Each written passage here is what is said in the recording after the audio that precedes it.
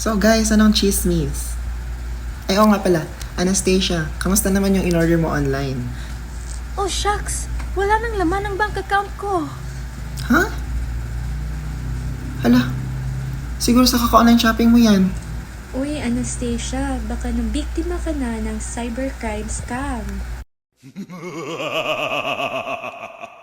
Sa panahon ngayon, marami ang nagiging biktima ng cybercrime scams.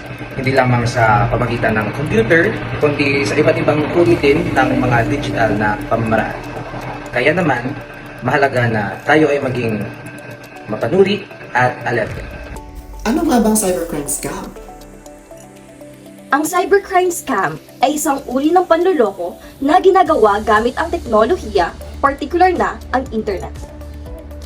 Sa pamamagitan ng mga scam na ito, sinusubukan ng mga kriminal na makuha ang personal na impormasyon o pera ng mga biktima. Narito ang iba't ibang uri ng cybercrime scam na naitala na ng ating otoridad na naganap sa ating bansa. Nangunguna ang online scam sa cybercrime cases na naitatala ng Philippine National Police Anti-Cybercrime Group. Ito ay batay sa datos ng naturang police unit mula Enero hanggang Agosto ng nakaraang taon.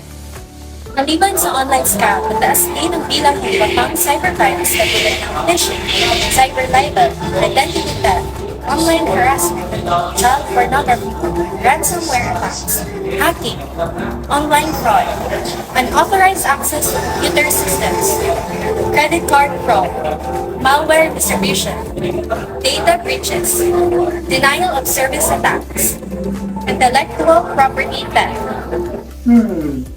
Paano nga ba maiwasan na maging biktima ng cybercrime? Suriin ang mga link at email address ng mga nagpadala. Kung may duda, huwag mag-click at siguraduhin lihitin mo ang kausap bago magbigay ng anumang detalye. Huwag agad magtiwala sa mga hindi mo pa nakikilala ng personal, lalong-lalo na sa mga nakikilala mo palang online.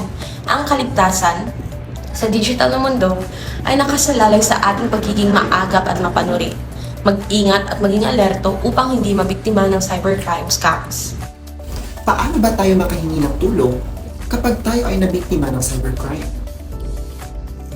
Kung sa tingin mo ikaw ay nabiktima ng scam, i-report agad ito sa otoridad. Makipag-ugnayan sa PNP Anti-Cybercrime Group o sa iba pang kaugnayan na ehensya.